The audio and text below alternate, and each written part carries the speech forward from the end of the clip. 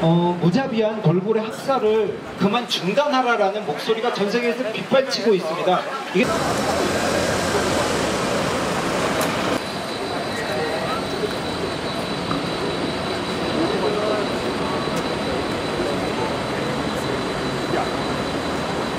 우리나라에서도 지난 7월이죠.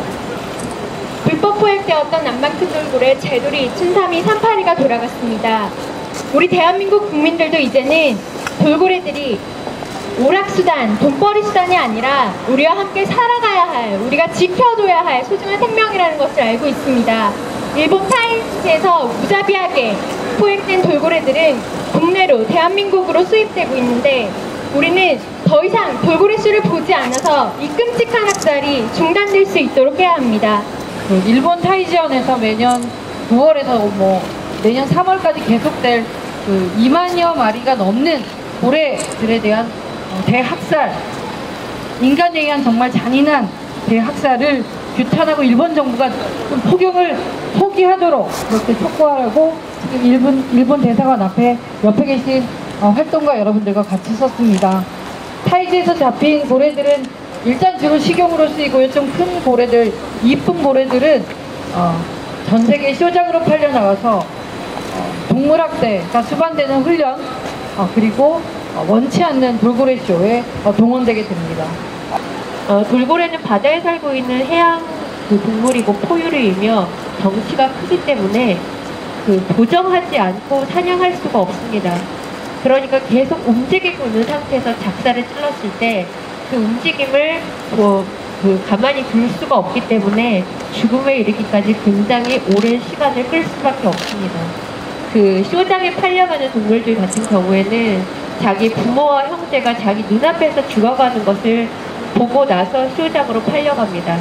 그 절망감과 불안함, 그리고 하루에 100km 이상을 헤엄쳐야 하는 돌고래가 좁은 수족관에 갇혔을 때 무료함과 또 혹독한 훈련을 견뎌야 하는 그 오랜 기간 동안 정신적 사고를 가지고 있는 이 고등동물은 상당히 우울해하고 정신적 고통에 시달리다가 만성적 질병에 걸려서 서서히 죽어갑니다. 전부터 돌고래를 인격체로 봐야 되는 것은 아니냐 이런 논쟁이 있었고요. 마침내 인도 정부가 이 돌고래들을 거의 인간과 동등한 수준으로 힘을 모아 나가도록 하겠습니다.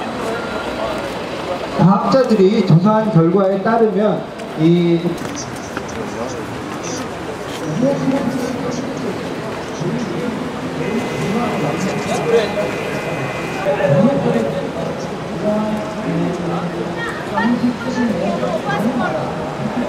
이것을 무시하고 계속해서 돌고래를 학살하겠다는 의미를 저희에게 보냈다고 하겠습니다.